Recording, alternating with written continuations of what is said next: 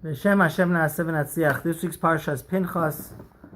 We know Pinchas is the grandson of Aaron, and he kills one of the princes of the tribe of Shimon. Why? Because Zimri ben Salui, in public, did a terrible, audacious and terrible, disgusting act. He takes the hand of an idolatress, Cosby, and tells Moses, "Can I sleep with her?" Moses says, "Of course not."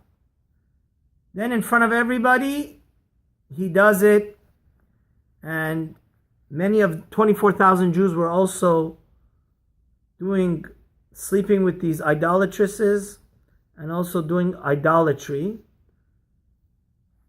God starts a plague, 24,000 people die.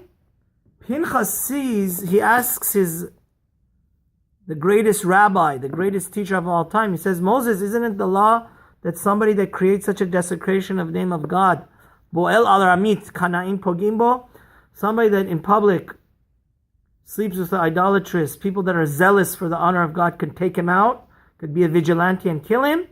Moses says, yes. Pinchas goes, takes a spear, and he kills both Zimri and Cosby.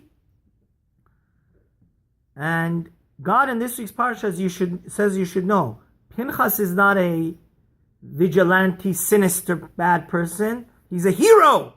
Because if Pinchas wouldn't have done this, I would have destroyed the nation of Israel. And the ALSHAICH says, Heshiv et chamati me'al bnei Israel.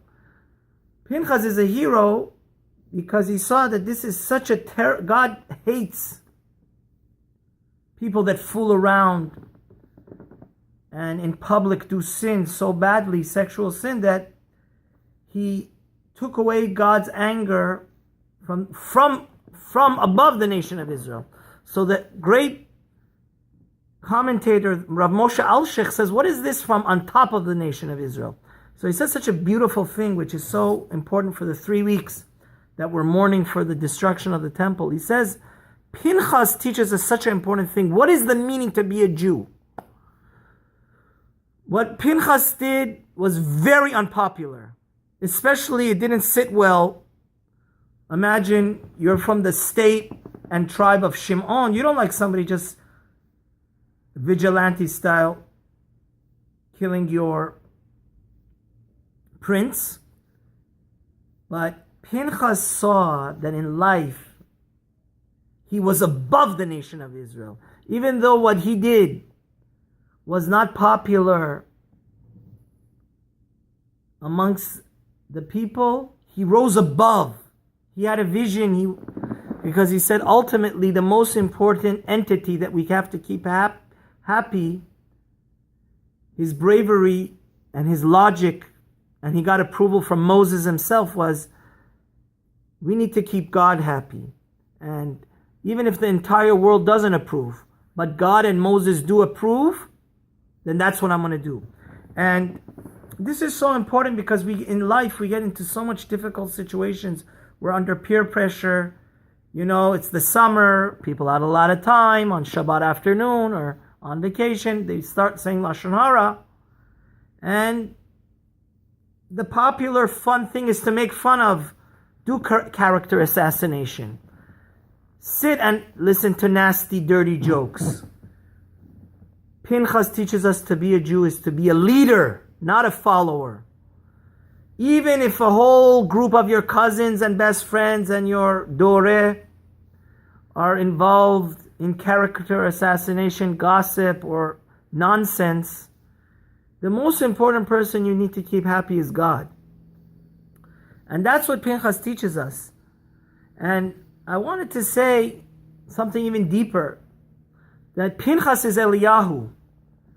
Pinchas was rewarded with the eternal peace that he became reincarnated as the great prophet Elijah, which is the Malach HaBerit. He's one of the most famous angels that always protects the children that get Brit Milah.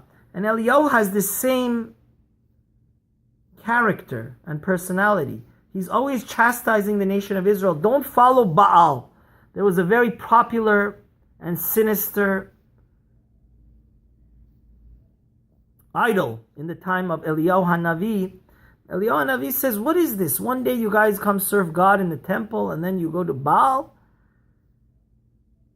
We Jews have to be a light unto the nation. We have to teach what integrity, modesty, honesty, what it is to be noble and humble and godly and angelic. And when we mess up our role, when we're not teachers, imagine a world where every single teacher from pre-1A till graduate school, PhD, advanced study, it gets reversed. The world will become very, very bad. That's why Eliyahu HaNavi also told the Jews, I'm going to prove to you there's only one God with that great miracle. And I think before Mashiach comes, God says, I'm going to send you Eliyahu HaNavi, and he's going to v'heshiv lev banim alavot v'lev banim alavotam. He's going to overturn the heart of the children to their fathers. I think, in my personal opinion, Eliyahu HaNavi not necessarily is a person. We need to accept what? The energy, the legacy of Eliyahu HaNavi. Before Mashiach, the only way Mashiach is going to come, and we're not going to have to fast on Tisha B'Av. Right now we're in the 3 weeks of mourning. We just fasted a couple of days ago because of the 17th.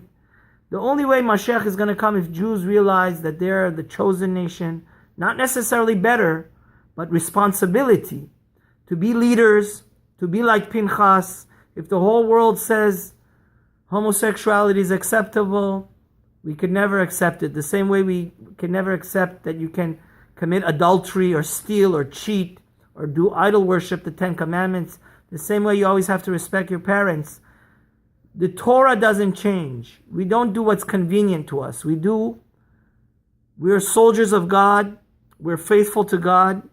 And let's learn from Pinchas. Even if the whole world the whole world gives 2 thumbs down, if God and his prophet Moses give 2 thumbs up, then we should be strong, brave, have the integrity and love and fear of heaven and the reverence of heaven to do our job as a Jew, to do our mandate. And don't worry, when you follow God, God is peace, God is light, you will be so blessed and hugged and embraced by God. It doesn't matter the whole other world makes fun of you or doesn't accept you. When you have God, you have everything. And that's what Pinchas is. Don't forget to subscribe and have a wonderful day.